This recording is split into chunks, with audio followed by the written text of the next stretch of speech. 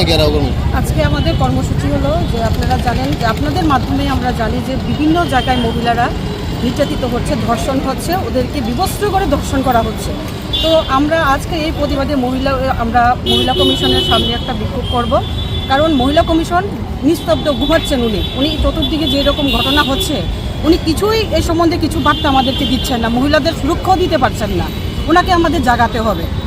আজকে আমরা জাগানোর জন্য আজকে আমরা সদর মহিলা কংগ্রেস সবাই আমরা আজকে রাস্তায় নেমেছি। কোন কোন ঘটনাগুলো নিয়ে আপনারা সুনামুড়া একটা ঘটনা হয়েছে, মহিলাকে বিবস্ত্র করে পিটানো হয়েছে।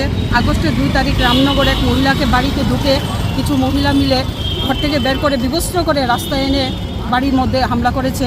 তো এসব বিষয় নিয়ে বিশেষ করে হলো কি শিশুরাও নির্যাতিত হচ্ছে, ওদের বয়সের কোনো 7-8 বছর বয়সের কোনো সীমা নেই, কিন্তু মহিলা কমিশনের কোনো বার্তা এসব নিয়ে কোনো কথাই আমরা পাচ্ছি না। তো আমাদের সুরক্ষা মনে করছি না আর কি উনি থাকাতে।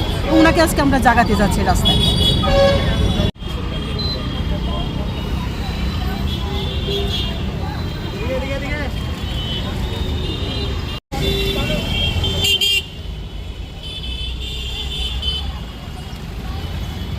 এদিকে যায়